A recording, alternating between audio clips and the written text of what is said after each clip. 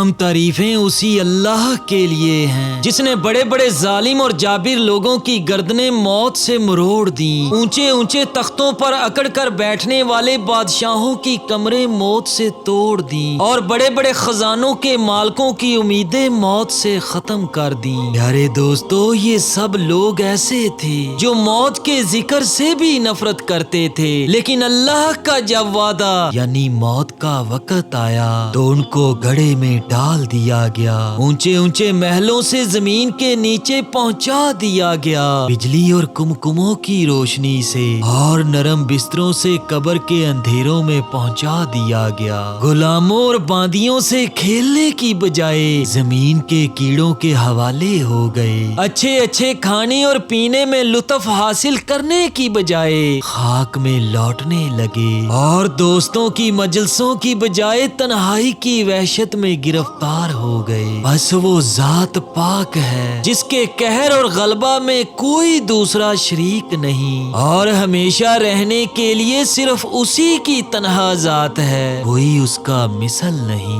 मोअज़्ज़ज़ अहबाबे ग्रामी, जब मौत हर शख्स को पेश आने वाली है और मट्टी में जाकर मिलना है और कब्र के कीड़ों का साथी बनना है, मुनकर नकीर से साबका पढ़ना है, जमीन के नीचे मुद्दतों रहना है और वहाँ बहुत तवील जमाने तक ठिकाना है और फिर क़यामत का सख्त मंजर देखना है, इसके बाद मालूम नहीं जन्नत में जाना है या दोज़ख ठिकाना है। तो निहायत जरूरी है कि मौत की फिक्र हर वक्त आदमी पर मुसल्लत रहे। मेरे प्यारे दोस्तों, दुनिया की जिंदगी चाहे कितनी ही ज्यादा हो जाए, बहरहाल खत्म होने वाली है और मरने के बाद सबसे पहली मंजिल कब्र से वास्ता पड़ना है और कब्र वो मुकाम है जो बागाते जन्नत में से एक बाग है या दोज़ख के गढ़ों में से एक गढ़ा है और बज़ाहिर मट्टी का नजर आने वाला एक ढेर अपने अंदर कई राज छुपाए हुए है जो ना तो कोई आंख देख सकती है और ना ही कोई कान सुन सकता है, मगर अल्लाह के हुक्म से कई दफा कब्र में होने वाले मामलात गाफिल इंसानों पर जाहिर हो जाते हैं ताकि वो अकल से काम लें और आर्जी जिंदगी की ख्वाहिशात कम करके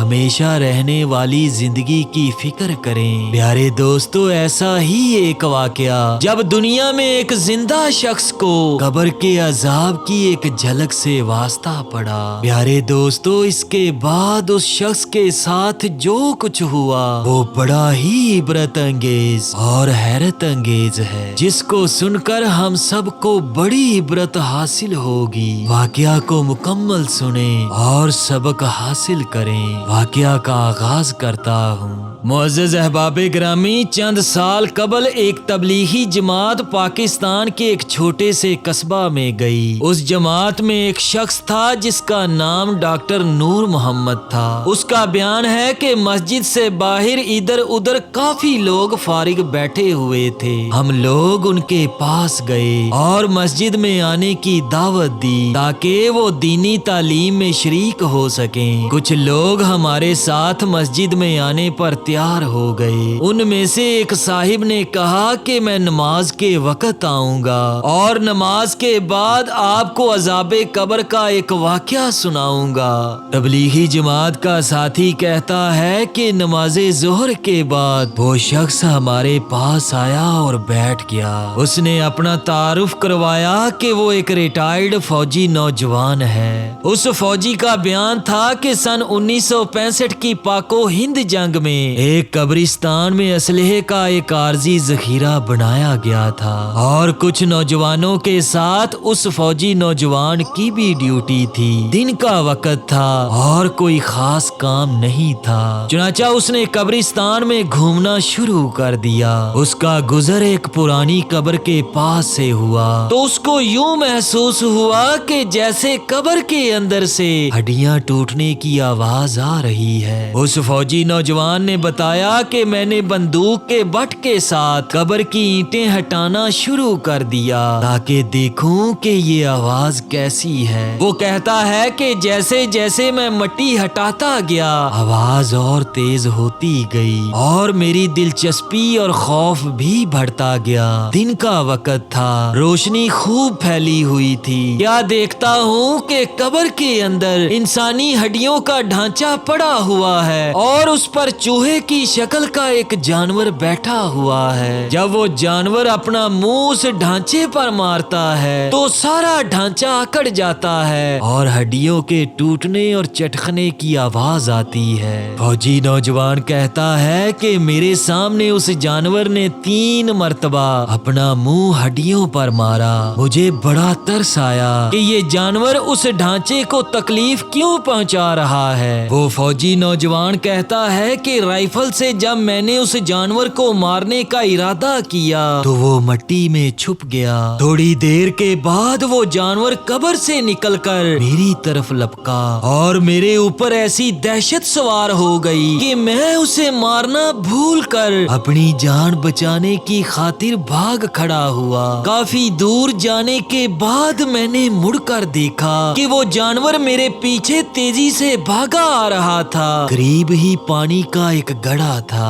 اس جانور سے بچنے کے لیے میں اس جوہڑ یعنی گڑھے میں داخل ہو گیا۔ میں نے پیچھے مڑ کر دیکھا کہ وہ جانور جوہڑ کے کنارے پر آ کر رک گیا اور قدرے توقف کے بعد اس بھیانک جانور نے اپنا منہ پانی میں ڈال دیا۔ میں نے دیکھا کہ ایک دم جوہڑ کا پانی کھولنے لگا۔ میں بھاگ کر جوہڑ سے نکل گیا۔ وہ پانی گرم ہو کر میری ٹانگوں سے لگ گیا۔ جوہڑ سے نکلنے کے بعد بھی میری ٹانگیں جل رہی تھیں۔ میری ٹانگیں سرخ ہو چکی تھیں اور آبلے بھی پڑ چکے تھے، یعنی جلے ہوئے پانی والے پھوڑے بن چکے تھے۔ درد کی شدت سے میرا چلنا محال ہو گیا۔ میں نے اپنے ساتھیوں کو آواز دی تو جب میں نے پیچھے مڑ کر دیکھا تو کچھ نہ تھا بلکہ وہ جانور غائب ہو چکا تھا۔ میرے ساتھیوں نے آ کر مجھے سنبھالا، مجھے ہسپتال لے گئے۔ مجھے ہسپتال میں داخل کروا دیا گیا،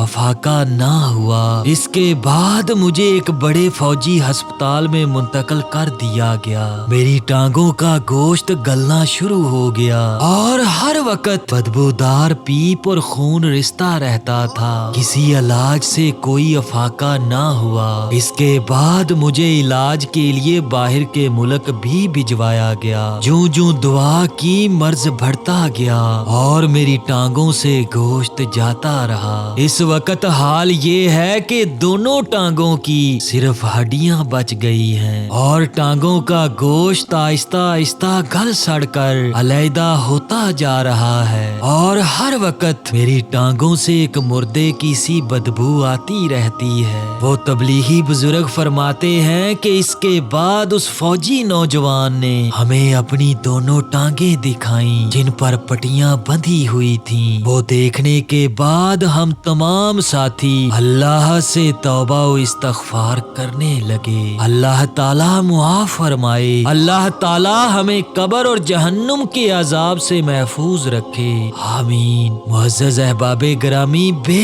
شک بعض دفعہ اللہ تعالیٰ لوگوں کی عبرت کے لیے دنیا میں ہی عذاب قبر کا مشاہدہ کروا دیتا ہے، جیسا کہ اس واقعہ سے ظاہر ہے۔ اللہ تعالیٰ ہمیں اعمال صالحہ کرنے کی توفیق عطا فرمائے اور وقت نزا کلمہ طیبہ کا ورد ہماری زبانوں پر جاری فرمائے اور عذاب قبر اور عذاب جہنم سے ہمیں محفوظ فرمائے، آمین ثم آمین۔